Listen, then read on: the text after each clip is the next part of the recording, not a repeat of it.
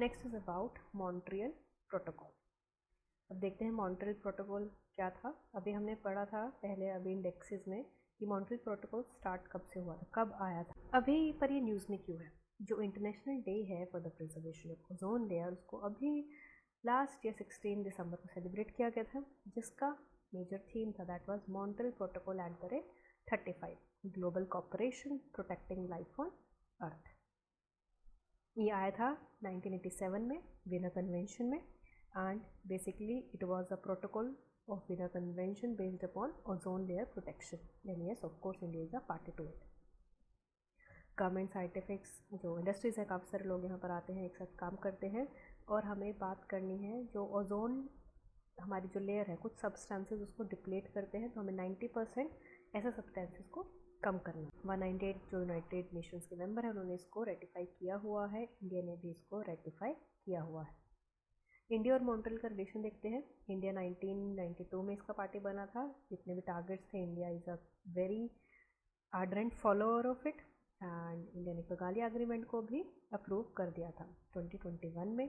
And India को अब जो टारगेट है वो स्टार्ट करना है phase down by 2028 and cut with hydrofluorocarbon emissions by 15% of 2024 to 2026 levels by the year 2047. So these are the targets India has kept for itself.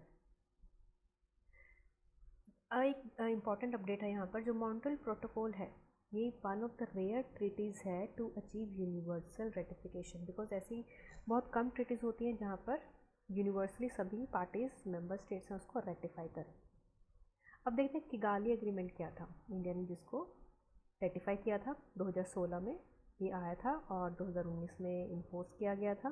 Basically यहाँ पर hydrofluorocarbon जो कंजम्पशन है उसको कम करने का बात किया गया है। क्या टारगेट है? 80% कम करना है हमें 2027 तक। एंड इसको क्यों अडॉप्ट किया गया था? क्योंकि जो मॉन्ट्रियल प्रोटोकॉल था उसने बात किया है कि आपको CFCs को, दैट इज़ क्लोरोफ्लोरोकार्बन्स को, हाइड्रोक्लोरोफ्लोरोकार्बन से रिप्लेस करना है, क्योंकि ये ओजोन लेयर को बहुत ज़्यादा इम्पैक्ट करते हैं। अब ozone and ozone depleting substances के बारे में देखते हैं। ओजोन लेयर कहाँ पर आती है? स्ट्रेटोस्फेयर में आती है, और ये यूवी रेज को अब्जॉर्ब करती है ताकि अर्थ को प्रोटेक्ट करती है कि ज़्यादा गर्म ना हो जाए। लेकिन जो ओजोन लेयर है वो काफ़ी ज़्यादा थिन होती जा रही है। 1985 ओजोन होल हमें देखने को मिलता है अंटार्कटिक सर्कल के ऊपर, that was in south pole. And जो ओजोन डिप्लीटिंग सब्सटेंसेस हैं वो मैन मेड केमिकल्स की वजह से आए हैं, जैसे chlorofluorocarbons, halons, methyl bromide, bromochloromethane. So these are the chemicals that effect our ozone. And ये कहाँ पर यूज़ होते हैं? यूपीएससी ने ये सीधा क्वेश्चन पूछना है कि कहाँ पर ओजोन डिप्लीटिंग सब्सटेंसेस यूज़ होते हैं। वो होते हैं refrigerators, air conditioner, fire extinguishers, foams etcetera. और इम्पैक्ट क्या है ओजोन लेयर डिप्लीशन का?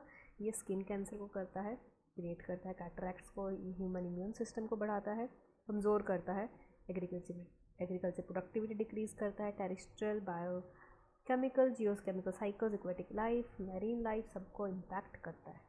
सो दीज आर द इम्पैक्ट। तो ये भी क्वेश्चन यूपीएससी में एक्सपेक्टेड है। ओजोन लेयर डिप्लीशन के बारे में देखते हैं। सबसे पहले देखते हैं कि जो 90% अर्थ ओजोन रिजाइड्स है वो ओजोन लेयर में ही रिजाइड करते हैं। तो दीज आर द वेज कैसे ओजोन लेयर डिप्लीट हो रहा है। CFCs, that is aerosol refrigerant solvents, HFC aerosol refrigerant solvents, Helens, fire extinguishers में, मिथाइल ब्रोमाइड पेस्टिसाइड्स में यूज़ हो रहा है। तो यहाँ पर देख सकते हैं 0 से 10 किलोमीटर तक आपकी ट्रोपोस्फेयर रहती है, देन 10 to 50 किलोमीटर स्ट्रेटोस्फेयर, उसके ऊपर आती है ओजोन लेयर आपकी। देन ये इफेक्ट हो रहे हैं CFC से, ओजोन मॉलिक्यूल से। तो आपको ध्यान रखना है कैसे जो CFC मॉलिक्यूल है और जो ओजोन मॉलिक्यूल है they are destroying ozone layer.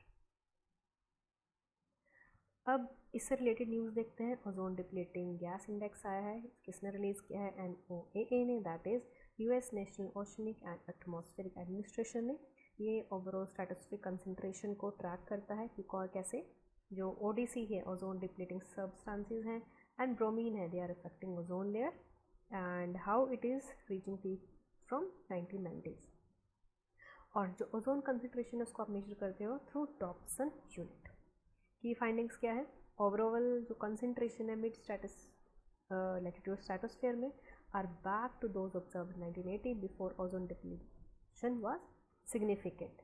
तो जो हमारी कंसंट्रेशन है स्ट्रेटोस्फीयर में 2022 में ये इन्वेस्टिगेट किया गया था कि वही बैक टू नॉर्मल आ गया है, बैक टू 1980 लेवल पर आ रहा है, जब हमारे ओजोन डिप्लीटिंग सब्सटेंसेस बहुत ज़्यादा सिग्निफिकेंट थे, प्रोमिनेंट थे। तो अब यहाँ पर हमें देखने की ज़रूरत है कि कैसे हम ओजोन लेयर को प्रोटेक्ट कर सकें। CFCs एंड HFCs में कटौती लेकर आने की ज़रूरत है।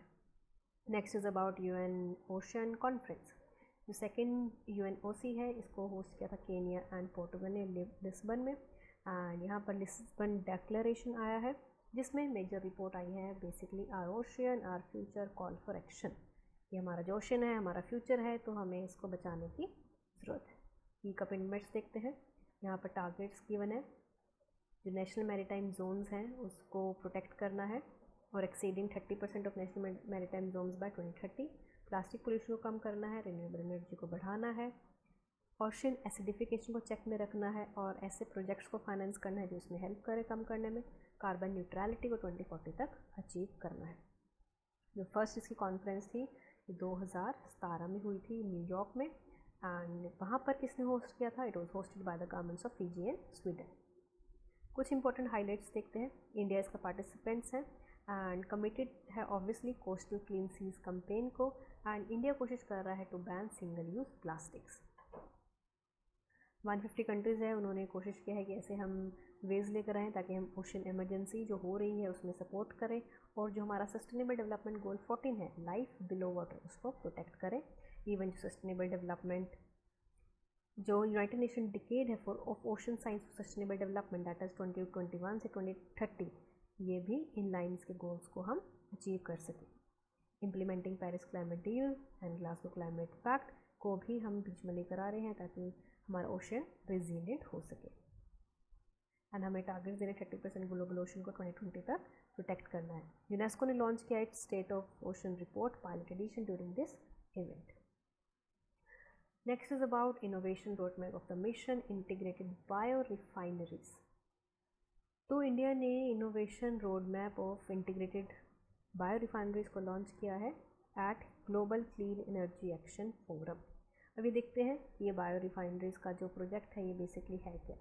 यहाँ पर को लीड किया गया है of mission integrated bio refineries with active inputs from Brazil, Canada, EC and UK। Aim क्या है? To avoid identifying gaps and challenges जो हमारे करंट बायो रिफाइनरिंग में आ रहे हैं उसको हमें कम करना है। जो हमारे की 8 सेक्टर्स हैं उनका सपोर्ट लेकर आना है, एंड हमारा जो गोल है मिशन का वो अचीव करना है। अब देखते हैं कि हमारा मिशन बेसिकली है क्या। ये 7th मिशन आता है under mission innovation. Mission innovation भी यहाँ पर इम्पोर्टेंट हो जाता है, एंड इसको लॉन्च किया गया है लास्ट ईयर अप्रैल में। बेसिकली एम यही है कि हमें इंटरनेशनल कोलैबोरेशन को बढ़ाना है, एंड कैसे फाइनेंसिंग हो रही है जो रिसर्च एंड डेवलपमेंट की उसको नेक्स्ट 5 ईयर्स में इंक्रीज़ करना है। इसके मेंबर्स हैं India, Netherlands. Core mission members हैं Brazil, Canada. Mission support group है United Commission and United Kingdom. अब मिशन इनोवेशन भी देख लेते हैं। बेसिकली वही है कि हमें रिसर्च एंड डेवलपमेंट लेकर आना है ताकि क्लीन एनर्जी की तरफ हम एक्सेसिबल लेकर आए। 22 कंट्रीज़ हैं, NEU भी इसका है, India is the founding member of it. First phase mission का वो लॉन्च किया गया है पेरिस एग्रीमेंट में 2015 में। मिशन इनोवेशन 2.0 सेकेंड फेज़ है इस मिशन का, जिसको 2021 में लॉन्च किया गया था। तो दीज आर द 7 मिशंस जो उसके अंदर लॉन्च किए गए हैं। एंड जो मिशन बायो रिफाइनरीज हैं ये कौन सा मिशन है? It is the which mission is it? 4th mission. कौन कौन से मिशन है इसके अंदर? Clean hydrogen, green power future, zero emission shipping, carbon dioxide, urban transition, net zero industries, mission integrated bio refineries.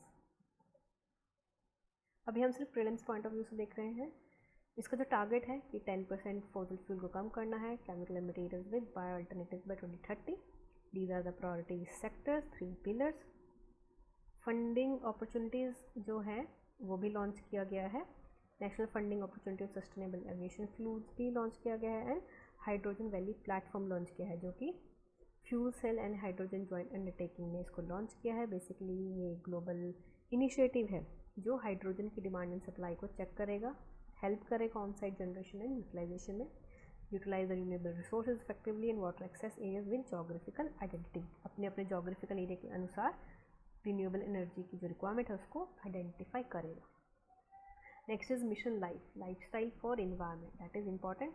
जो प्राइम मिनिस्टर है उन्होंने Mission Life को लॉन्च किया है, that is lifestyle for environment at Statue of Unity. ये है आपका केवाडिया गुजरात में, ताकि एनवायरनमेंट को हम प्रोटेक्ट कर सकें। 3 फेजेस है इसके, change in demand, change in supply, change in policy. Change in demand में हमें इंडिविजुअल्स को बताना है कि कैसे इन्वायरमेंट फ्रेंडली इनिशिएटिव्स को हमें लेकर आना है। चेंज इन सप्लाई में जहाँ पर हमें बताना है कि प्रोक्योरमेंट और लेकर आएँ और डिमांड्स को रिवाइज करें depending upon the demand. Change in policy, large ऐसे शिफ्ट्स लेकर आने हैं जहाँ पर सस्टेनेबल कंजम्पशन की हम बात करते हैं। इसके मिशंस देखते हैं।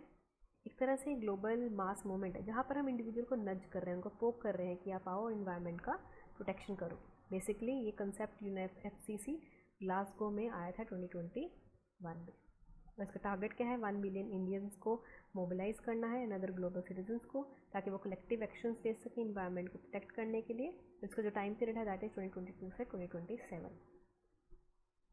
एंड इंडिया में ही 80% जो विलेजेस हैं एंड अर्बन लोकल बॉडीज़ हैं वो इन्वायरमेंट फ्रेंडली होने की बात कर रहे हैं बाय 2028। 5 ईयर प्रोग्राम यहाँ पर बनाया गया है, 3 कोर शिफ्ट्स रहेंगी एंड अभी 2022-2023 इसका फर्स्ट फेज़ रहेगा। एंड इसका इम्प्लीमेंटेशन एजेंसी कौन रहेगी, फर्स्ट ईयर की नीति आयोग, ये आपको ध्यान में रखना है, NITI Aayog will be the implementation agency. उसके बाद ministry of environment and climate change रहेगी in the following subsequent year. Vision देखते हैं, to have a lifestyle that is in tune with our planet that does not harm it, people living such a lifestyle are called pro-planet people. So this is a new term, pro-planet people, जहाँ पर आपको planet के बारे में सोचना है और उसके अकॉर्डिंग काम करना है। यहाँ पर देखते हैं each preceding phase will organically feed into the next phase at the same time all phases are equally seamless in nature। कि एक phase complete होगा तो obviously it will be pushed to next phases। जो first target रहेगा that will B energy saved, यहाँ पर बताया गया है कि आपको LED बल्ब का यूज़ करना है, पब्लिक ट्रांसपोर्ट का यूज़ करना है। देन सेकेंड में आपको पानी बचाना है, यहाँ पर drip irrigation, creating rain water harvesting, ऐसा इंफ्रास्ट्रक्चर क्रिएट करना है। देन उसके बाद आपको सिंगल यूज़ प्लास्टिक को बैन करना है, बैम्बू बैग्स का यूज़ करना है, या फिर टूथब्रशेज़ का बैम्बू टूथब्रशेज़ का यूज़ करना है, क्लॉथ बैग का यूज़ करना है। देन सस्टेनेबल फूड लाइफस्टाइल, जहाँ पर आपको कंपोस्ट फूड करना है, घर पर उगाई हुई जो खेती होती है वो यूज़ करना है, preferably locally available and seasonal foods खाने हैं। उसके बाद आता है वेस्ट रिड्यूस, दैट इज स्वच्छता एक्शंस क्या रहेगा कि अपने पुराने क्लोथ्स डोनेट करो, बुक्स को रीयूज़ करो, रिपेयर करो एंड फर्नीचर को भी रिसाइकिल करो। उसके बाद आता है हेल्दी लाइफस्टाइल्स कि आपको पोल्यूशन बचाना है, ट्रीज डिफॉरेस्टेशन नहीं होने देना है और नेचुरल एंड ऑर्गेनिक फार्मिंग को प्रमोट करना है। Then is about e waste reduction कि आपको लिथियम सेल्स का यूज़ करना है एंड इलेक्ट्रॉनिक डिवाइसेस को रीयूज़ करना है। इंपॉर्टेंट ये है कि वर्ल्ड इकोनॉमिक फोरम डेवोस 2020 के एजेंडा में पीएम ने P3 को अनाउंस किया था, जो इंडिया के क्लाइमेट कमिटमेंट्स को रिट्रीट करता है। 75 लाइफस्टाइल प्रैक्टिसेस भी अंडर 7 इमेजेस को बताया गया है, जो भी हमने डिस्कस किया है। Next is about carbon border adjustment mechanism. India ने अपोज किया है कार्बन बॉर्डर एडजस्टमेंट मैकेनिज्म को और कार्बन बॉर्डर टैक्स को, जिसको बोला गया है। बेसिकली ये यूरोपियन यूनियन ने इसको बताया था इन COP27 इन इजिप्ट। अभी बेसिकली है क्या कार्बन बॉर्डर एडजस्टमेंट मैकेनिज्म, इसमें एक तरह से ये यूरोपियन यूनियन का कंसेप्ट है जिसको 2021 में प्रपोज किया गया था। यहाँ पर बताया गया है जो ज़्यादा कार्बन प्रोड्यूस करते हैं प्रोडक्ट्स, उसको टैक्स किया जाएगा फ्रॉम 2026। और इसका यही होगा कि हमारा जो मेन एम वो यही रहेगा to eliminate difference in carbon price paid by the companies, क्योंकि कुछ कंपनीज कार्बन प्राइस पे करती है subject to EU's trading system और its domestic compliance based carbon market. जो EU की डोमेस्टिक मार्केट है उसके कंप्लाइंस में जो कंपनीज कार्बन टैक्स पे कर रही हैं वो एलिमिनेट कर लेंगे उस डिफरेंस को। And it is part of the fit for 55 in 2020 package. ये एक तरह से EU का ही प्लान है। UPSC ने सीधा पूछना है fit for 55 is a initiative of which particular country, EU, UK, USA और इंडिया। तो आपको ध्यान रखना है ये EU का पार्ट है, क्योंकि ऐसी टर्म्स हमें याद नहीं रहती है बहुत। जो EU प्लान है to reduce GHG emission at least 55% by 2030 compare to 1990 in line with the European climate law. यहाँ पे फंक्शनिंग देखते हैं। EU will buy carbon certificate, उनको सर्टिफिकेट मिलेंगे जो भी वो कार्बन प्राइस पे करेंगे, and deductions can be claimed from CBM liability. So basically EU का सिस्टम है, आपको बस इतना ध्यान रखना है। एंड इसको कार्बन बॉर्डर टैक्स भी बोला जाता है और कार्बन लीकेज इंस्ट्रूमेंट भी बोला जाता है। अब ये है क्या दोनों टर्म्स? कार्बन बॉर्डर टैक्स होता है जो कार्बन एमिशंस पर टैक्स लगता है, जो अगर आप बाहर की कंट्री से कोई गुड्स यूरोप में लेकर आ रहे हो तो वो कुछ टैक्स पे करेंगे with next strict climate policies. And ये एक तरह से लेवल प्लेइंग फील्ड क्रिएट करेगा between imports and domestic production, क्योंकि बाहर से आ रहा है तो टैक्स लगेगा, तो डोमेस्टिक प्रोडक्शन को भी हार्म नहीं करेगा।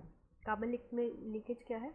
Undermining of global climate efforts due to relocation of production. जो हमारे ग्लोबल क्लाइमेट एफर्ट्स चल रहे हैं वो अंडरमाइन हो जाएंगे क्योंकि जो प्रोडक्शन है हम उसको रीलोकेट कर रहे हैं। तो यहाँ पर बेसिकली लीकेज हो रहा है, कार्बन लीकेज हो रहा है, इसलिए इसको लीकेज का टर्म दिया जा रहा है कि हम ग्लोबल क्लाइमेट एफर्ट्स में लीक कर रहे हैं क्योंकि हमारा जो प्रोडक्शन है उसको रीलोकेट नहीं कर रहे। Next is about international Solar alliance. ये जनरल असेंबली ने इसकी मीटिंग अप्रूव किया है एज ए सोलर फैसिलिटी।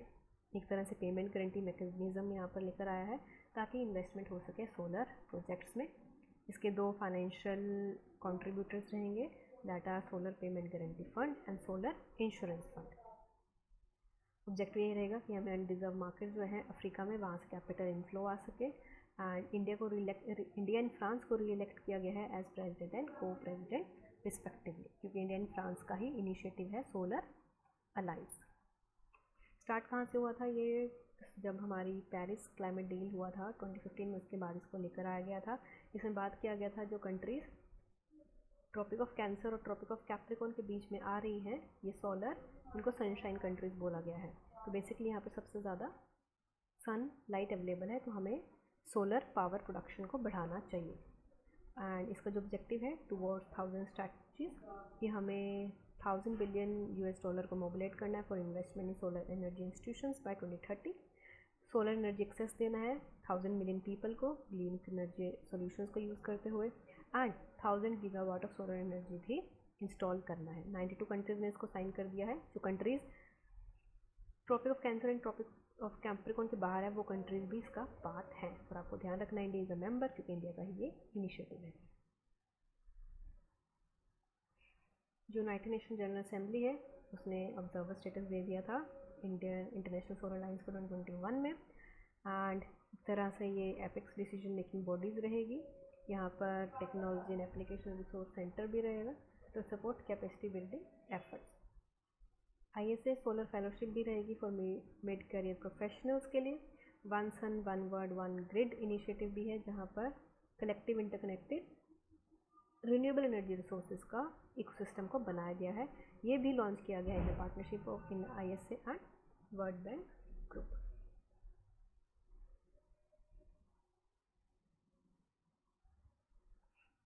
अब देखते हैं कुछ MOU साइन किए गए हैं between International Solar Alliance and International Civil Aviation Organization के बीच। एंड इनका मेन एम यही है कि ग्रोथ को चेक करना है इन द कार्बन डाइऑक्साइड को चेक करना है in this sector. And aviation sector सबसे ज़्यादा रिस्पॉन्सिबल है for global CO2 emission, that is 2.5%। 2015 में इंडिया का जो कोचीन का इंटरनेशनल एयरपोर्ट है वो पहला ऐसा एयरपोर्ट बन गया था जो कि सोलर पावर्ड है। अब यहाँ पर जो ऑर्गेनाइजेशन है that is International Civil Aviation Organization, ये इंपॉर्टेंट है। ये इस्टेब्लिश हुई थी under Chicago convention, that is convention on International Civil Aviation. Objective वही है कि कार्बन एमिशन को ओवरकम करना है इन एविएशन सेक्टर। इसके हेडक्वार्टर्स है मॉन्ट्रियल क्यूबेक कनाडा में, और मेंबर्स हैं 193 गवर्नमेंट मेंबर्स हैं, एंड IC उसका सेक्रेटरी है during international diplomatic interaction. Research new year transport policy and standardise innovation as endorsed by governments through IOCO assembly. Next is about global environment facility council. तो GEF के ऊपर UPSC एक बार question पूछ चुका 2017 और 16 में, तो ये इंपॉर्टेंट ऑर्गेनाइजेशन है because UPSC has a history of repeating question also. 62nd meeting हुई है जो कि final council of GEF trust fund हुई है। Closing 4-year funding cycle and commencing GEF 8 cycle. तो अब यहाँ पर इसका 8 साइकिल शुरू हो चुका है। बेसिक एम यही था कि हमें पूरी धरती को प्रोटेक्ट करना है, इसमें हर एक चीज़ को हम इंक्लूड कर रहे हैं। इसका हाईलाइट यही था pledge for nature and reverse species losses by 2030।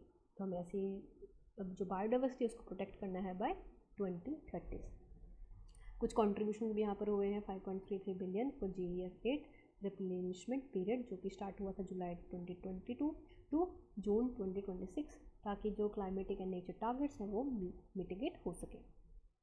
इसके एड्रेस क्या है, कौन कौन सी चीज़ों को एड्रेस कर रहा है? These are climate change, land degradation, chemicals and waste, easing pressures on oceans and international waters. GEF council के बारे में देखते हैं। बेसिकली यही एक मेन गवर्निंग बॉडी है। 32 मेंबर्स हैं जिसको अपॉइंटमेंट किया गया है by constituencies of GEF member countries, 14 from developed countries, 16 from developing countries, 2 from economies in transition, जैसे कि India and China. Members rotate होते हैं इक्वल इंटरवल्स पे एंड इंडिया इसका मेंबर है, जिसमें और दूसरी कंट्रीज़ हैं बांग्लादेश, भूटान, इंडिया, मालदीव्स, नेपाल एंड श्रीलंका। ये साल में 2 बार मिलते हैं एंड डिसीजन जो होते हैं वो कंसेंसस बेसिस पर ही होते हैं। ऑपरेशनल पॉलिसीज बनाते हैं फॉर GEF फाइनेंस्ड एक्टिविटीज़। तो एक बार ये देखते हैं कि ये कैसे इस्टाब्लिश हुआ था। ये हुआ था 1992 में ड्यूरिंग रियो समिट, एंड इस पर्टिकुलर ईयर में एक और ऑर्गेनाइजेशन हुई थी जिसको अभी हमने पढ़ा था UNEP। 1992 को रियो समिट, अर्थ समिट भी बोलते हैं। एक तरह से इकलौता मल्टीनेशनल फंड है जो इन्वायरमेंट हेल्थ में सपोर्ट करता है। मेजर जो ऑब्जेक्टिव है वो यही है कंट्रीज़ को सपोर्ट करना, ताकि जो मोस्ट प्रेशरिंग इन्वायरमेंटल इश्यूज़ हैं और उनका जो फोकस एरियाज है that are biodiversity loss, chemical waste management, climate change, international waters, land degradation, इसके ऊपर फोकस कर सके। ये एक तरह से फाइनेंशियल मैकेनिज्म है, आपको ये ध्यान रखना है। UPSC ने डायरेक्ट क्वेश्चन पूछा था कि is the only finance mechanism. Yes, it is the only financial mechanism. किस किस पर्टिकुलर ऑर्गेनाइजेशंस के लिए? वो UN के लिए, स्टॉकहोम कन्वेंशन के लिए, United Nation convention to combat desertification, UNFCCC, Minamata convention and convention of biodiversity, biological diversity, इन सब के लिए फाइनेंस का मैकेनिज्म प्रोवाइड करता है and yes India is a member. दूसरे इन्फॉर्मेशन देखते हैं। ये फंड्स मैनेज होते हैं by GEF, special climate change fund and at least development countries fund ये मैनेज करता है। यहाँ पर मॉन्ट्रियल प्रोटोकॉल को सपोर्ट करता है, global ship blast water treaty, UN laws of the sea, UNCLOS, MARPOL treat that is for shipping, इन सब में ये काम करता है। Also studying of fish stocks, conservation in highly migratory fish stocks में भी सपोर्ट प्रोवाइड करता है। अब यहाँ पे देखते हैं फंड्स कौन कौन से ये दे रहा है, कैसे फंड्स दे रहा है। 2 चीज़ों में, 2 कैटेगरीज में डिवाइड किया गया है, special climate change fund and least development countries fund. दोनों ही फंड 2001 में सेटअप किए गए थे ताकि फाइनेंस कर सके to adapt transfer technology, energy conservation, biodiversity, उसमें हेल्प कर सके। और बेसिकली यहाँ पर ये लीस्ट डेवलपमेंट कंट्रीज फंड है तो ऑब्वियसली उन कंट्रीज़ के लिए ही बनाया गया है। लीस्ट डेवलपमेंट कंट्रीज़ के सिर्फ इकलौता फंड है जो कि उनको हेल्प कर रहा है in the adaptation programme of actions, and यहाँ पर ये इम्प्लीमेंटेशन में हेल्प कर रहा है of national adaptation plans and the least development countries work programme under UNFCCC। और जो स्पेशल फंड है ये वनरेबल डेवलपमेंट कंट्रीज़ के लिए है, एंड जो new climate change adaptation strategy है वो है 2022 से 2026 के पीरियड के लिए। 2 प्रायोरिटी एरियाज हैं इसके, transfer innovation, private sector engagement and small island countries को भी इसमें इंक्लूड किया गया है, क्योंकि UPSC पूछ लेता है कि small island countries are excluded. No, these are included. GEF small grants programme ये मार्क करते हैं 7th phase of small grants programme. इसको कौन इम्प्लीमेंट कर रहा है? इंडिया की ministry of environment and the TERI that is energy and resource institution. Launch किया गया था 1992 में, 1992 during the earth summit. Financial support provide करता है सिविल सोसाइटी को एंड दूसरे एजेंसीज के साथ भी काम करता है एंड फंड ग्रांट्स करता है अप टू $50,000। अब देखते हैं इसके अलावा कौन कौन से इनिशिएटिव्स हैं जो न्यूज़ में है। Major economics forum on climate and energy, basically इसका यही है कि जो प्रोग्रेस अचीव हुई थी COP26 को उसको फर्दर स्ट्रेंथ करना है। 2009 में लॉन्च किया गया था बाय US प्रेसिडेंट।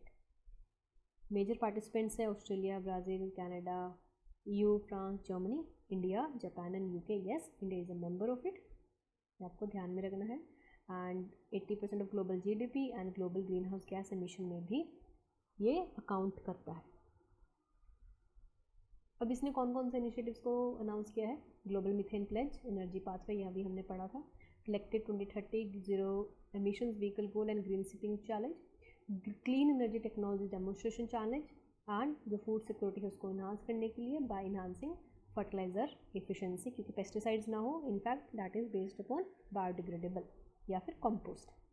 इंडिया को भी बुलाया गया था इसके मेंबर्स का to launch global movement on life. Next is about world green energy economic summit. ये union minister of environment, forest and climate change ने अटेंड किया है दुबई में, एंड इसको यूएई लीड कर रहा है ताकि सस्टेनेबल फ्यूचर हम डिलीवर कर सकें। Next is about clean energy ministerial.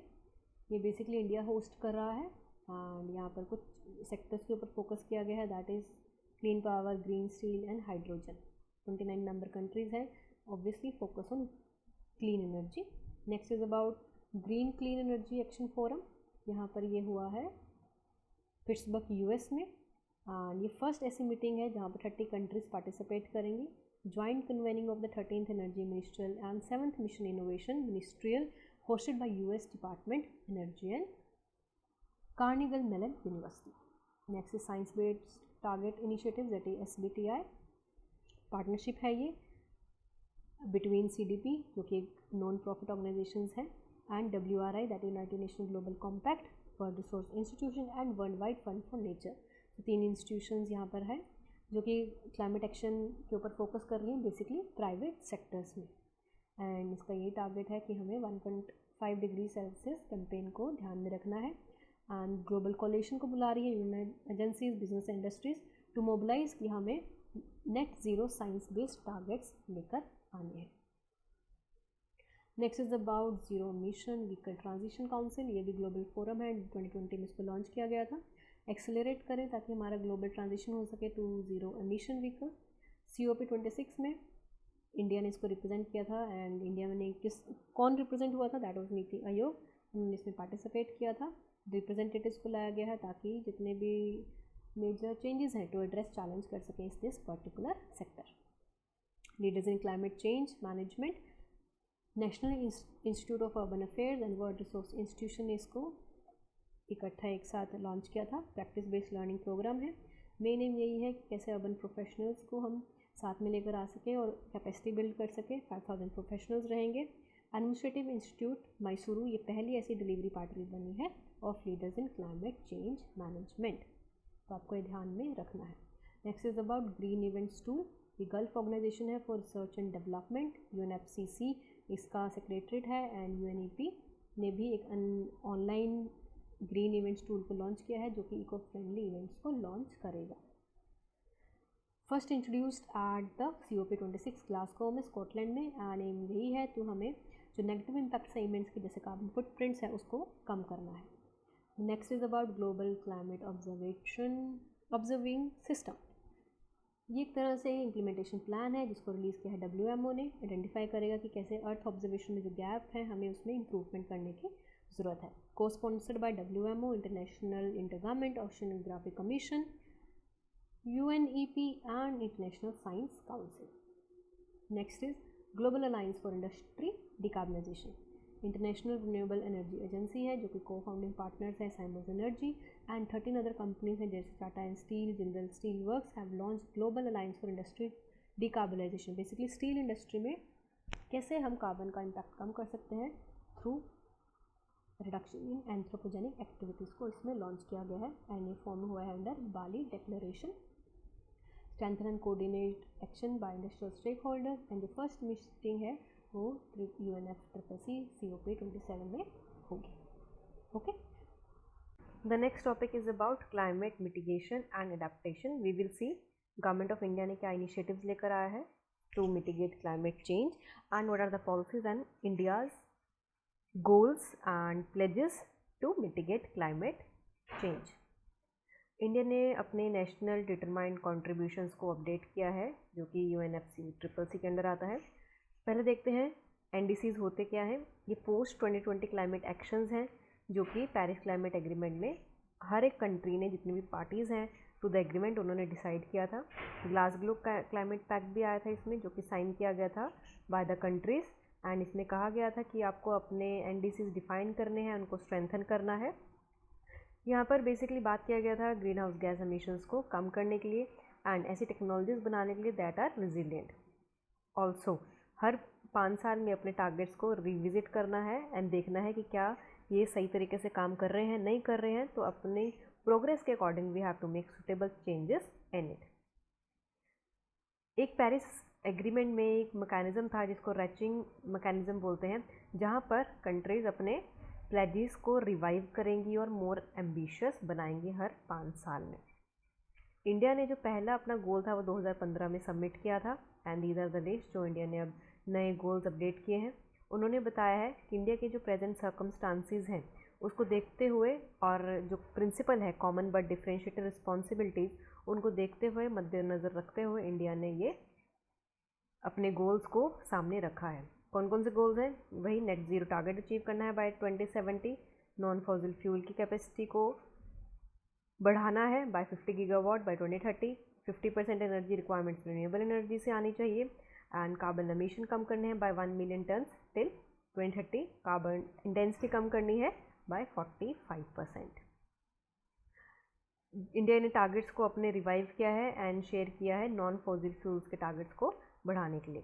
यहाँ पर 2 पंचमित्रा कमिटमेंट्स भी लेकर आया गया है जो कि जो COP26 हुई थी ग्लासगो स्कॉटलैंड में, उनको भी अभी तक ऑफिशियल टारगेट्स में कन्वर्ट नहीं किया गया है। That was 5000 gigawatt non fossil fuel energy and emissions of at least 1 billion ton of carbon dioxide by 2030। तो अगर यूपीएससी इन 4-5 टारगेट्स में डाल रहा है और उसने ये वाला टारगेट भी डाल दिया तो अभी ये ऑफिशियल नहीं हुआ है, it is not converted into official target, लेकिन ऑल्दो इंडिया ने इसको मेंशन किया है। यहाँ पर टारगेट्स दिए गए हैं, you can pause the video and watch it कि कार्बन सिंक बनाना है, non fossil fuel based energy बनाना है, ग्रीन हाउस गैसेज का कंजम्पशन कम करना है in contribution to the GDP to 35% and अब 45% को बढ़ा दिया है। यहाँ पर हमने रिवाइज टारगेट्स की बात कर रहे हैं एंड इससे क्या होगा 28% का एस्टिमेशन रिडक्शन हो जाएगा। फॉसिल फ्यूल्स की अगर हम बात करें तो उसका कंजम्पशन 40% तक कम करना है और अब 50% तक बढ़ाने की बात किया है non fossil fuel consumption and November 2022 तक हमने 42.3% अचीव भी कर लिया है। So that is a very good news for us. Carbon sink create करना है, दैट इज़ कि हमें 2.5 to 3 billion ton of carbon dioxide equivalent forest cover या कुछ भी ऐसा चीज़ें लेकर आना है, renewable sources of energy produce करनी है। तो ये टारगेट रिवाइज नहीं किया गया। तो यूपीएससी ऐसे पूछ लेगा कि हमने जितने भी टारगेट्स थे all targets are revised in updated national determined contributions. No, all are not revise क्योंकि ये कार्बन सिंक वाला सेम ही है। क्वालिटेटिव टारगेट्स की बात करते हैं। प्रीवियस 2015 में और अब 2022 में कौन कौन से टारगेट्स थे? पहले healthy and sustainable way of living के ऊपर फोकस किया जा रहा था, लेकिन अब एक मास मूवमेंट बनाने की बात किया जा रहा है for the life, that is lifestyle for environment. Friendly and cleaner path को अडॉप्ट करने की बात किया था, ये सेम ही है। To adapt climate change, enhancing investment, ताकि क्लाइमेट चेंज से रिलेटेड वनरेबल इंडस्ट्रीज़ में हमें इन्वेस्टमेंट करना है, ये भी सेम है। Domestic and additional funds mobilise करना है, ये भी सेम है। कैपेसिटीज़ को बनाना है, ये भी सेम है। Next is about adaptation gap report 2022। पहले देखना है इसको रिलीज़ कौन करता है, इसको UNEP रिलीज़ करता है एंड इम्पॉर्टेंट है and it is an expected question also.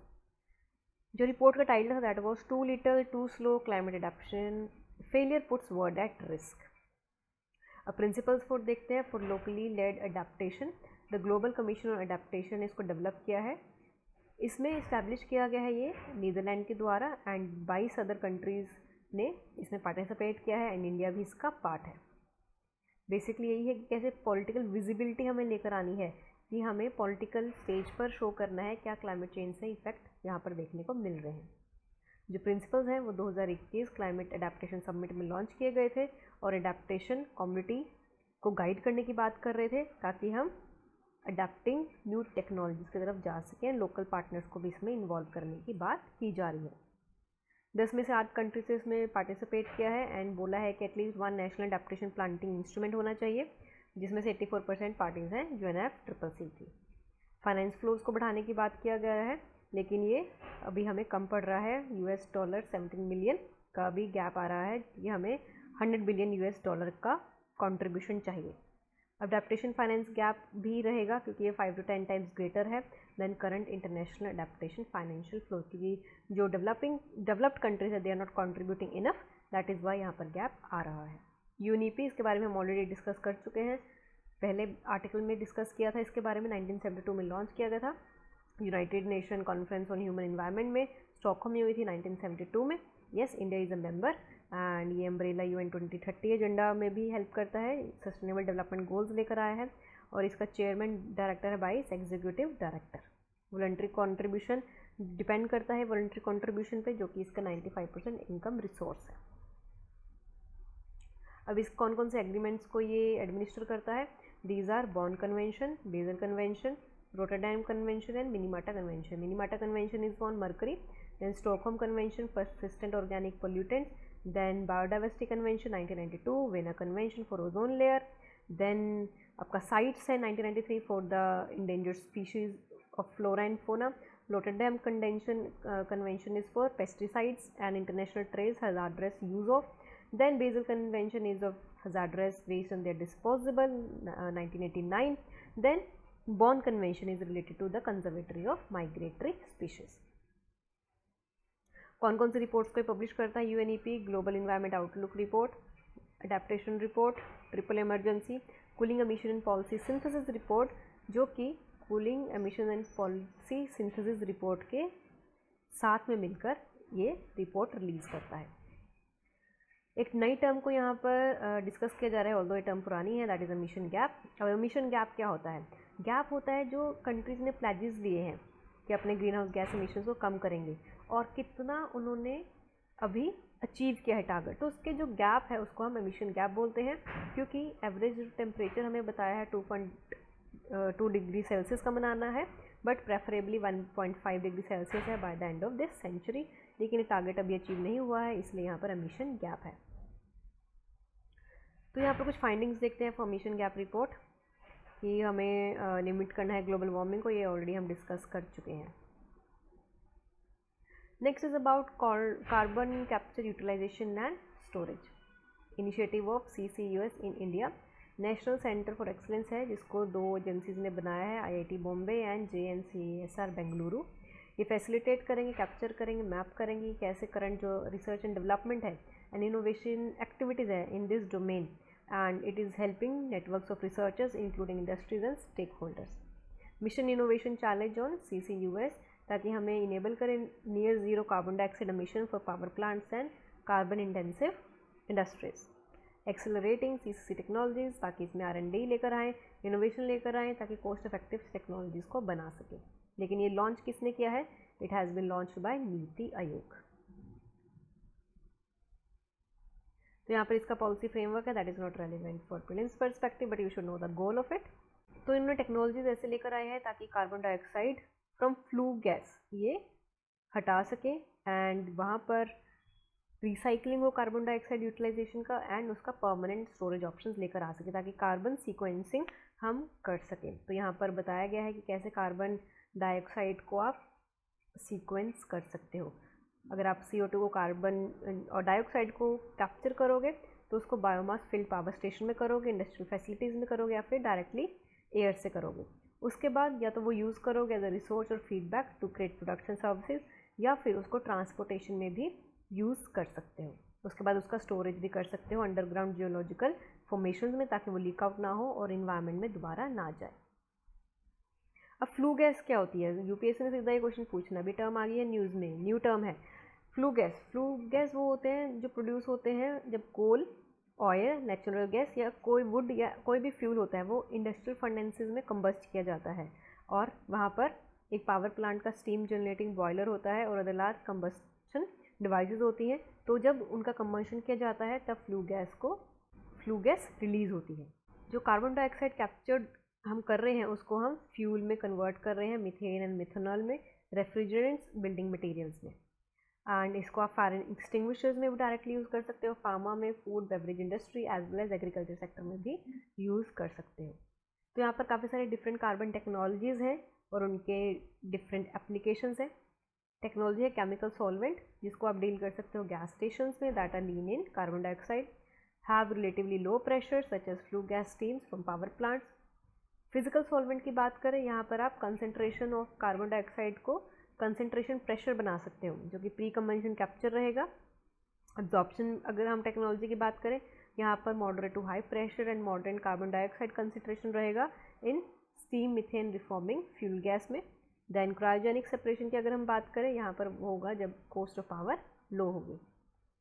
Next is about uniform carbon trading market. जो सेंट्रल गवर्नमेंट है वो कंसीडर कर रही है implementation of carbon trading scheme, जिसके अंदर जितने भी कार्बन ट्रेडिंग मैकेनिज्म है सब अज्यूम हो जाएंगे, क्योंकि ऑलरेडी बहुत सारी स्कीम्स हैं। तो government of India is trying कि बहुत सारी स्कीम्स सेम मोटिव ना बताएं, इसलिए it's better to subsume all of them. Government ने प्रोसेस बताया है कैसे हमें वॉलंटरी कार्बन मार्केट को बनाना है एंड कैप एंड ट्रेड को लेकर आना है, जहां पर इंडस्ट्रीज़ को एक टारगेट दिया जाएगा, जैसे कि EU में है, यूरोपियन यूनियन में।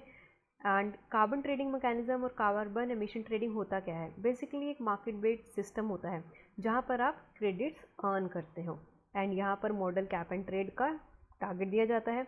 और ये कैप एंड ट्रेड का टारगेट कहाँ से आया था? ये आया था क्योटो प्रोटोकॉल में। अब ये देखते हैं यहाँ पर ये काम कैसे करता है। Cap and trade, how does it work? Carbon markets बनाई जाती हैं जो कि ऑक्शन का काम करती है, सेल का काम करती है थ्रू म्यूचुअल एग्रीमेंट। तो ये बेसिकली जो real green house gas emissions होती हैं और जो excess green house gas emissions होती हैं उनको ये कार्बन मार्केट से परचेज करते हैं, फिर बाद में सेल भी किया जाता है रियल ग्रीन हाउस एमिशंस को, ताकि यहाँ पर एक कंट्री से दूसरी कंट्री में आप ट्रेड क्रेडिट्स अर्न कर सको। एक कैप सेटअप करने की बात किया जाता है, that is setting up a limit कि कितना एक सिग्निफिकेंट सोर्स से कार्बन डाइऑक्साइड एमिट हो सकता है, जैसे कि पावर इंडस्ट्री से कितना होगा, ऑटोमोबाइल से कितना होगा, एयर ट्रैवल से कितना होगा। हर एक इंडस्ट्री का कैप किया गया है कि how much total amount of carbon dioxide can be emitted. इसका परमिट्स इशू किए गए हैं जो कि गवर्नमेंट इशू करेगी in terms of 1 ton of carbon dioxide equivalent, and उसके बाद सेलिंग एंड बाइंग होती है इन परमिट्स की। जो कि कंपनी है अगर उसने अपने कार्बन को कर्ब किया है और अपने कैप से बिलो का ट्रेड किया है, तो जो एक्सेस परमिट्स हैं कार्बन मार्केट में वो कैश में ट्रेड कर सकता है, और अगर नहीं है तो वो एक्स्ट्रा परमिट्स बाय कर सकता है। इससे क्या होगा? हमारा जो कार्बन है वो ऑफसेट होता चला जाएगा। क्योटो प्रोटोकॉल ने 3 मैकेनिज्म्स को बनाया था, emission trading, clean development mechanism and joint implementation.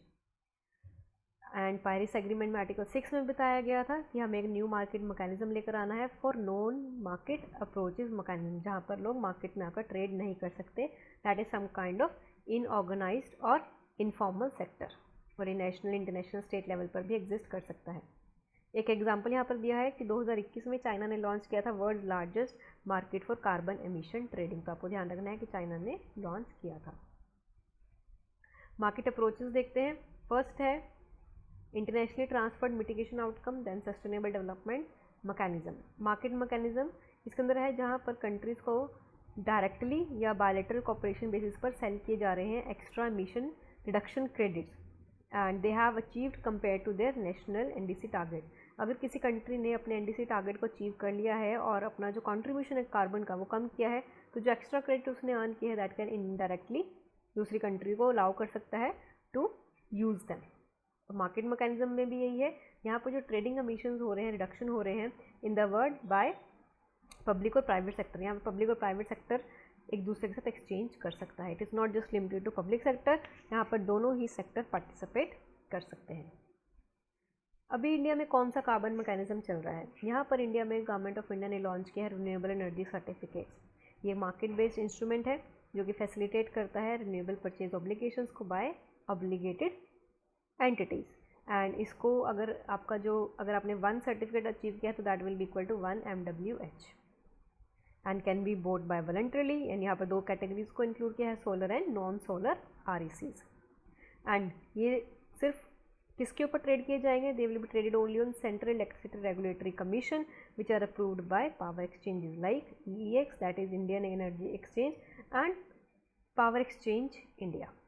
Second one is energy certificates under perform trade and achieve scheme. ये भी मार्केट रेगुलेटरी बेस्ड है जो कि स्पेसिफिक एनर्जी कंजम्पशन के ऊपर सर्टिफिकेट्स दिए जाते हैं, एंड ये दिए जा रहे हैं सेंट्रल गवर्नमेंट के द्वारा, सेंट्रल गवर्नमेंट दे रही है। एंड 13 सेक्टर यहाँ पर कवर किए गए हैं। कौन कौन से? Aluminium, discom, hotels, under commercial building, cement, fertiliser, pulp, paper, thermal power plant, iron and steel and others. And ये ट्रेड कहाँ पर हो रहे हैं? ये भी सेम प्लेटफॉर्म्स पर ही ट्रेड हो रहे हैं। Digital monitoring, reporting and verification system. ये इंपॉर्टेंट है। यहाँ पर जो कंट्रीज़ है उनका इंटरेस्ट बढ़ता जा रहा है कार्बन मार्केट्स में ट्रेड करने का, ताकि अपने क्लाइमेट गोल्स को अचीव कर सके। तो इसलिए उन्होंने रिडक्शंस को ट्रैक करने के लिए इस मॉनिटरिंग सिस्टम को लॉन्च किया है। ये पहला ऐसा स्टेप है जो कि end to end digitalisation process के थ्रू आप पोस्ट 2020 कार्बन मार्केट्स को रेगुलेट कर सकते हो। AI बेस्ड है, मशीन लर्निंग बेस्ड है, blockchain, smart sensor and drone भी इसके अंदर इंक्लूडेड है। अदर कंसेप्ट देखते हैं रिलेटेड टू क्लाइमेट चेंज। ये प्रीलिम्स रिलेटेड बहुत इंपॉर्टेंट है for the state PCS examination also.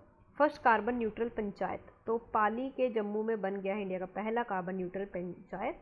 Carbon neutrality, जहाँ पर कार्बन जितना एमिट हो रहा है एंड जितना कार्बन अब्जॉर्ब हो रहा है एटमॉस्फेयर में कार्बन सिंक्स के थ्रू, तो उसको कार्बन न्यूट्रलिटी बोलते हैं। कार्बन सिक्वेंसिंग, जो कि कार्बन डाइऑक्साइड का रिमूव कर रहे हो एटमॉस्फेयर में से एंड उसको कहीं स्टोर कर रहे हो।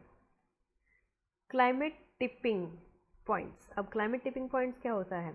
काफ़ी ज़्यादा हमारी जो सैटेलाइट इमेजेस हैं, साइंटिस्ट ने ऑब्जर्व किया है कि जो कॉन्कर आइस शेल्फ है ईस्टर्न अंटार्कटिका में, वो टूट रही है, ब्रेकअप हो रही है। ऑब्वियसली क्यों ब्रेकअप हो रही है? ग्लोबल वार्मिंग की वजह से टेम्परेचर राइज हो रहा है, जिस वजह से यहाँ पर हाईलाइट किया गया है कि जो अंटार्कटिका है वो क्लाइमेट टिपिंग पॉइंट पर पहुँच जाएगा 2060 तक, जब अंटार्कटिका की ice could begin melting at a run away rate, जब आइस बहुत तेज़ी से मेल्ट होना शुरू हो जाएगा।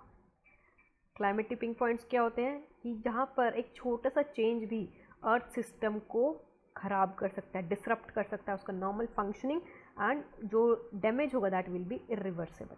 अभी तक 9 टिपिंग पॉइंट्स हैं इंक्लूडिंग आर्कटिक आइस शीट। बाकी दूसरे पॉइंट्स कौन से हैं? दैट आर अमेजन फॉरेस्ट, जहाँ पर फ्रीक्वेंट ड्राउट्स आ सकते हैं, आर्कटिक आइस जो कि लॉस चल रही है, Atlantic circulation slow down since 1950s, boreal forest increase in fire, coral relief ये तो मर रहे हैं बेचारे, ग्रीनलैंड आइस शीट ये भी लॉस हो रही है, पर्माफ्रोस्ट मेल्टिंग हो रही है, वेस्ट एंटार्कटिक आइस शीट ये भी एक्सेलरेशन हो रहा है कि ये कम होती जा रही है, देन विल्स बेसिन ये भी east Antarctic ice low accelerate होता जा रहा है। So these are the 9 tipping points. इसके ऊपर भी एक्सपेक्टेड क्वेश्चन हो सकता है। Now what is the concept of green washing? जो रिजर्व बैंक के डिप्टी डायरेक्टर हैं उन्होंने एक ग्रीन फाइनेंस लेकर आए हैं ताकि ग्रीन वॉशिंग के कंसेप्ट को वो अवॉइड कर सकें। ये क्वाइन किया गया है टर्म 1986 में बाय जे वेस्टरवेल्ड में। इसमें क्या कहा गया है? जो प्रैक्टिस हो रही है, अगर हम जनरल पब्लिक को मिसलीड कर रहे हैं इनटू बिलीविंग कि जो कंपनी सॉवरेन्स और सिविक एडमिनिस्ट्रेटर्स में हैं they are doing more for the environment than they are actually doing, मतलब उनको एक फेक पिक्चर प्रेजेंट कर रहे हैं कि वो ज़्यादा काम कर रहे हैं for the environment, but they are not doing it. This may involve making a product or policy seem more environment friendly or less damaging than it is in reality. So these are the form of green washing. फिबलिंग होता है जहाँ पर environmentally claims किया जाता है जो कि false होते हैं, कोई प्रूफ नहीं है, हिडन ट्रेड ऑफ्स हो रहा है, यहाँ पर वेगनेस है, यहाँ पर लेस इविल्स भी है क्योंकि कोई भी अकाउंटेबिलिटी नहीं है, इररेलेवेंट भी है, एंड लोग यहाँ पर मैनिपुलेट हो रहे हैं। Next is about Keeling curve. जो कार्बन डाइऑक्साइड लेवल है मेजर अगर हम करते हैं at Mauna Loa atmospheric baseline observatory में, that is based in Hawaii, जिसको रन किया जा रहा है NOAA के द्वारा, that national oceanic and atmospheric administration, are now comparable to what they were 4 million years ago. MLABO site for daily record of global atmospheric concentration, that is मलाबो। यहाँ पर नीलिंग कर्व के according atmospheric carbon dioxide concentration को record किया गया है, and ये कहाँ पर है? मोआना, आपका जो वर्ल्ड का लार्जेस्ट एक्टिव वोल्केनो है वहाँ पर ये बेस्ड है। अदर गैसेस कौन कौन सी मेजर की गई है? Carbon monoxide, methane, nitrogen oxide and sulphur dioxide. जो नीलिंग कर्व है दैट इज़ ये लाइन सीधा ऊपर जा रही है, एंड ये डॉक्टर चार्ल्स डेविड कीलिंग के नाम पर उनको रखा गया है, and the longest uninterrupted instrumental record for carbon dioxide atmosphere in the world. ये ऐसा इंस्ट्रूमेंट है जो कि कार्बन डाइऑक्साइड को मेजर करता है इन आर वर्ल्ड, कितना वर्ल्ड में CO2 प्रेजेंट है। Next topic is about reports and indexes. तो state of the global climate report, इसको WMO ने लॉन्च किया गया है and complements the IPCC 6th assessment report.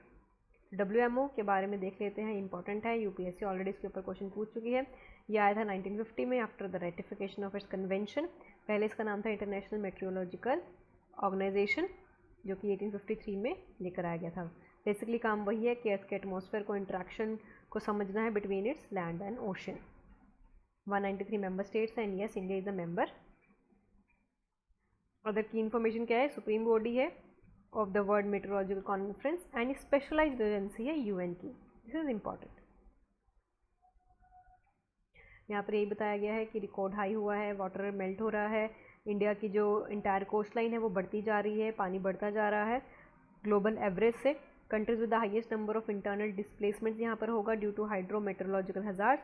वो कंट्रीज़ हैं चाइना, वियतनाम एंड फिलिप्स, क्योंकि ये आइलैंड नेशंस हैं और यहाँ पर मेजर जो खतरा है वो यही है कि जो कोस्टल एरियाज है वो डूब जाएंगे पानी के अंदर।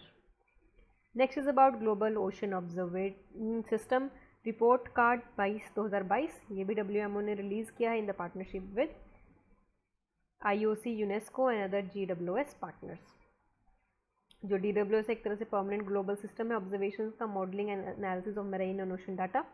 हाईलाइट किया है biological observations for the first time and इसमें गैप आइडेंटिफाई किया है। यहाँ पर बेसिकली जितने भी हमारे ओशंस हैं, इंडियन, अटलांटिक, सदर्न ओशियन, उनमें ऑपरेशनल सर्विसेज में इनइक्वालिटी को दर्शाता है। Next is about green house gas bulletin. ये भी WMO ने लॉन्च किया है। यहाँ पर 3 मेन ग्रीन हाउस गैसेस को लिया गया है, carbon dioxide, methane and nitrous oxide, जो कि नए रिकॉर्ड लेवल पर पहुंचा है 2021 में। एंड जो इमिशंस है वो भी बढ़ते जा रहे हैं by 10%। Next is about climate investment opportunities in India cooling sector. इसको लॉन्च किया है वर्ल्ड बैंक ने।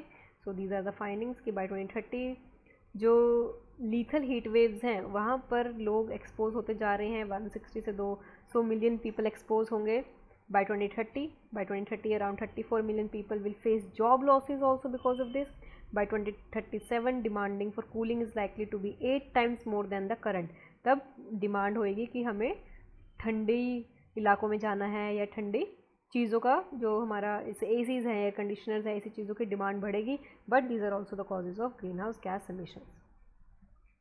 Climate and development and agenda for action, इसको भी वर्ल्ड बैंक ने लॉन्च किया गया है and also country climate development reports ने इसको कंपाइल किया है।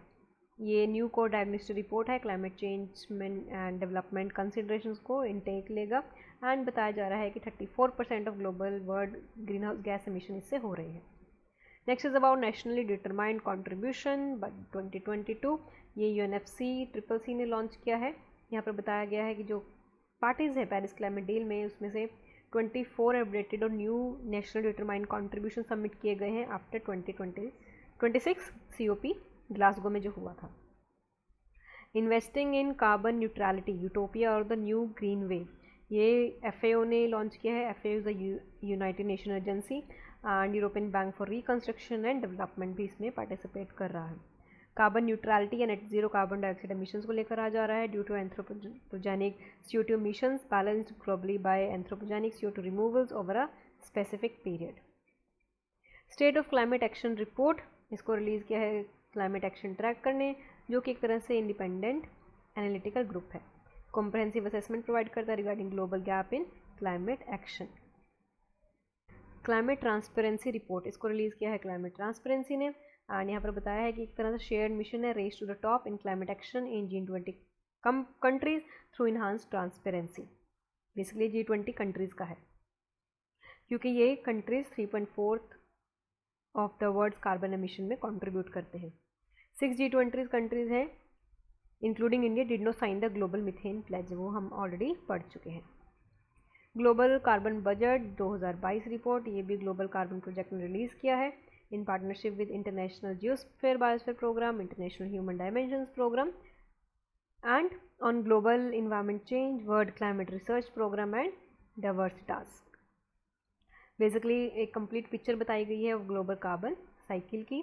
यही बताया गया है कि कार्बन डाइऑक्साइड का नया रिकॉर्ड लेवल बना है, ये 51% से बढ़ गया है प्री इंडस्ट्रियल लेवल से, और जो प्रोजेक्टिव कार्बन डाइऑक्साइड एमिशंस हैं वो भी डिक्रीज़ हुए हैं चाइना में, यूरोपियन यूनियन में, बट इंडिया में ये इंक्रीज़ हुए हैं बाय 6%। बाकी सब कंट्रीज़ में कम हो रहे हैं carbon dioxide projected emission, but India में बढ़ रहे हैं by 6%। Climate change performance index 2023 Germanwatch and CAN इसको लॉन्च करता है। 4 स्टेजेस को देखता है, green house gas emissions, renewable energy, energy use and climate change. And tracks implementation of Paris climate deal by various countries. यहाँ पर 3 places अभी खाली हैं जहाँ पर no country has performed in all the categories, and Denmark का 4th rank है और इंडिया का 8th रैंक है। एंड पिछली बार 2 रैंक कम था, तो अब की बार इंडिया ने 2 रैंक नॉच अप किया है। कार्बन प्राइसिंग लीडरशिप रिपोर्ट ये लॉन्च किया गया है by secretariat of carbon pricing leadership coalition. एक तरह से वॉलंटरी इनिशिएटिव है that brings together leaders from government, business and civil society, academia, ताकि टू अंडरस्टैंड कि कार्बन प्राइसिंग लेकर आया जाए एंड उसको हम एज अ टूल यूज़ करें ताकि हम एक्सिलरेट कर सकें हमारे फाइनेंसिंग इफेक्टिव क्लाइमेट एक्शन को। एक तरह से ग्लोबल डेवलपमेंट्स हैं कार्बन प्राइसिंग में, implication for carbon market growth and broader limitations to carbon pricing potential. अभी तक सिर्फ 4% ग्लोबल एमिशन ही इसके अंदर कवर किया गया है ऑन अ कार्बन प्राइस, जबकि हमें ज़्यादा कवर करने की ज़रूरत है to meet our goals under Paris climate agreement. Next is about the world heritage glacier report. इसको लॉन्च किया है यूनेस्को ने and IUCN। 1/3 of the world glaciers वो डिसअपियर हो जाएंगे बाय 2050। तो इसका मतलब है हमारी जो अर्थ है वो एक तरह आग का गोला बनने के तैयारी कर रही है। और जो glaciers identified 50 cities are on the UNESCO world heritage list. तो ग्लेशियराइज्ड एरियाज ऑफ इंडिया के ग्लेशियराइज्ड एरियाज देखते हैं। सबसे ऊपर आता है जम्मू एंड कश्मीर में सियाचिन ग्लेशियर, देन हिमाचल में आता है आपका Chhota Shigri glacier, Gangotri Chamba Chaukhamba area, Kamet area, Nanda Devi area. Then Sikkim में you have Kanchenjunga area. So these are the major glaciers of India, of the northern India. Next is about finance for climate action scaling up investment for climate and development report. इसको release किया गया by high level committee group on climate finance. 2021 में ही इसको launch किया गया है and UN climate change high level champions ने एंड COP26 एंड 27 इसमें प्रिसाइड किया गया है। स्टेटस क्या है कि जो 90% टोटल कार्बन फाइनेंस है इस टारगेटिंग ऑन मिटिगेटिंग एक्टिविटीज़, और जो मोस्ट कार्बन फाइनेंस है वो रेज्ड एज अ डेट की तरह रेज किया जा रहा है, जो कि 16% वॉज लो कॉस्ट। और जो मोस्ट फाइनेंसिंग है वो भी वहीं पर रही है जहाँ से ये ओरिजिन हुआ है। जो नई मार्केट्स हैं, नई डेवलपिंग इकोनॉमिक्स हैं चाइना को छोड़कर, will need $2 trillion per year by 2030। तो यहाँ पर भी फाइनेंस का कमी है जिसकी वजह से टारगेट्स अचीव नहीं हो रहे हैं। So these are the finding of the major reports. You just need to know कौन सी रिपोर्ट किस पर्टिकुलर एजेंसी ने लॉन्च किया है, तभी आपको ये याद रहेगा। Now next is about pollution. इसको भी हम फटाफट से देख लेते हैं। एयर पोल्यूशन की बात करते हैं। यहाँ पर नेशनल क्लीन एयर प्रोग्राम जो इंडिया का प्रोग्राम है उसमें नए टारगेट्स इंडिया ने लेकर आए हैं, जहाँ पर बात किया जा रहा है कि हमें 40% कंसंट्रेशन ऑफ एयर पोल्यूटेंट्स कम करना है। एंड कौन सी सिटीज़ में, ज़्यादातर cover under national clean air programme by 2026। पहले जो टारगेट था 20 to 30% तक करना था 2024 तक, लेकिन अब 40% तक कर दिया गया है। परफॉर्मेंस देखते हैं। यहाँ पर वही है कि पहले से इम्प्रूवमेंट हुआ है इन PM10 कंसंट्रेशन को कम करने में। PM10 concentration reduced in Delhi and इसके फेलियर्स हैं। Delhi ranked as the most polluted capital city in the world. 35 Indian cities भी रजिस्टर्ड हैं वर्ल्ड्स मोस्ट पॉल्यूटेड सिटीज़ में। एंड 2021 में no cities India met WHO air quality guidelines of 5 MEG3 of PM 2.5 से नीचे जो targets है वो कम करने में इंडिया फेल हो गया है। WHO की कोई भी गाइडलाइंस को, एयर क्वालिटी इंडेक्स को फुलफिल नहीं कर पाया। जो प्रोग्राम है इसको लॉन्च किया गया 2019 में, वही to prevent, control and abate air pollution. And इन्होंने टारगेट को इसको रिवाइज किया गया है, सिटी वाइज प्लान बनाया गया है, 132 सिटीज़ में इसको इम्प्लीमेंट किया गया है। 1, 2, 3 non attainment cities identify under NCAP based on non-conforming to national ambient air quality standards consecutively for 5 years। 8 million plus cities identify किया गया है बाय 15th फाइनेंस कमीशन, जहाँ पर उनको परफॉर्मेंस बेस्ड ग्रांट्स दिया जाएगा अगर उन्होंने अपनी एयर क्वालिटी में इम्प्रूवमेंट लेकर आया है। प्राना पोर्टल ये लॉन्च किया गया है ताकि इम्प्लीमेंटेशन को इसका देखा जा सके, इस पर्टिकुलर प्रोग्राम का मॉनिटर किया जा सके। प्राण यूपीएससी ने सीधा पूछना है, PRANA is related to which particular scheme और is the implementation agency of which particular scheme. तो इसका जो फुल फॉर्म है that is portal for regulation of air pollution in non attainment cities. इससे रिलेटेड न्यूज़ देखते हैं, that is स्वच्छ वायु सर्वेक्षण। ये MOEEFC ने लॉन्च किया है स्वच्छ वायु सर्वेक्षण अंडर इसी नेशनल जो हमारा ये programme national clean air programme 131 cities को रैंक किया गया है। ये टारगेट हमने डिस्कस किया है। सिटीज़ कैटेगरीज इनटू 3 ग्रुप्स, जिसका पॉपुलेशन 10 लाख से कम है, then between 3 to 10 lakh, then जिसका पॉपुलेशन 3 लाख से कम है। 10 लाख से ज़्यादा है 3 to 10, देन 3 से कम। फॉर द सर्वेक्षण सिटीज़ आर रिक्वायर्ड टू, इनका क्या क्या कंडीशंस रहेंगे टू फुलफिल। ये एनुअल असेसमेंट करना है जो भी फ्रेमवर्क प्रोवाइड किया गया है एज पर द प्राणा ऑनलाइन पोर्टल। इम्प्लीमेंटेशन एक्टिविटीज़ रहेंगी, मेजर करना है, दीज आर द क्राइटेरिया जिसके ऊपर मेजर करना है।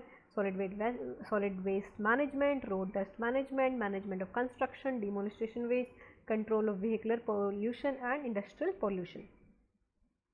Self assessment and third party assessment भी किया जाएगा और उनको कैश अवार्ड भी दिया जाएगा जो भी इसमें बेटर परफॉर्म करेगा। Next is about norms for thermal power plants. जो मिनिस्ट्री ऑफ MOEFCC है उन्होंने 2 ईयर का एक्सटेंशन दिया है थर्मल पावर प्लांट्स को on SO2 norms, sulphur dioxide norms के ऊपर 2 साल का उनको रिलैक्सेशन यहाँ पर दिया गया है। जो कोल TPPs हैं वो कंट्रीब्यूट करते हैं हमारे 50% of SO2 concentration, 30% of oxides of nitrogen, 20% of PM in the particular matter in the ambit air. तो ये हमारी एयर के अंदर इतनी सारी चीज़ें हैं और सबसे ज़्यादा कोल ही इसमें कंट्रीब्यूट कर रहा है। TPP नॉर्म्स के बारे में देखते हैं।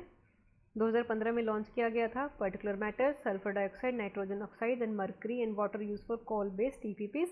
तो यहाँ पर इसमें मेजर करने की बात किया गया था एंड बेसिकली जो सल्फर डाइऑक्साइड का वो कंसंट्रेशन बढ़ता जा रहा है, बट जो इंडिया है उन्होंने अपने थर्मल पावर प्लांट्स में जो डेडलाइन थी 2017 थी उसको 2022 तक एक्सटेंड कर दिया गया था, लेकिन अब उसको फर्दर एक्सटेंड कर दिया गया है क्योंकि जो according to norms flue gas desulphurisation, selective catalysation, reduction etcetera लेकर आना था, लेकिन ये नहीं हुआ है।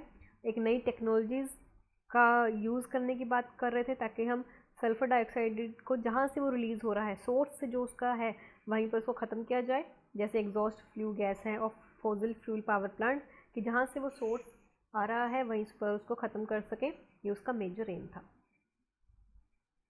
क्या क्या इसके SO2 नॉर्म्स हैं, these are the categories and ये यहाँ पर क्राइटेरिया दिया गया है। अगर 10 किलोमीटर के रेडियस में है ऑफ नेशनल कैपिटल रीजन और या फिर जिन सिटीज़ की मिलियन प्लस पॉपुलेशन है तो उनका डेडलाइन है एंड ऑफ 2022, लेकिन अब ये 2 साल के लिए बढ़ा दिया गया है। Within 10 kilometre radius of critically polluted areas और non attainment cities not meeting air, जो नेशनल एयर क्वालिटी स्टैंडर्ड्स को मीट नहीं कर रहे, इनका जो डेडलाइन था वो भी 2025 तक बढ़ा दिया गया है और जो दूसरे प्लांट्स हैं उनका 2026 तक एक्सटेंड कर दिया गया है। Commission for air quality management इसको लॉन्च किया गया है। बेसिकली इसने बैन किया है यूज़ ऑफ कोल इन दिल्ली और उसके आसपास की सिटीज़ में जनवरी से। काफ़ी सारी गाइडलाइंस इन्होंने यूज़ किया है ताकि आप लो सल्फर कोल नहीं यूज़ कर सकते और अक्टूबर 1 से इनका बैन शुरू हो गया था in areas having pipe natural gas infrastructure and supply. उसके बाद जनवरी से इन्होंने PNP सप्लाई अब भी पूरी तरह से बैन कर दिया है।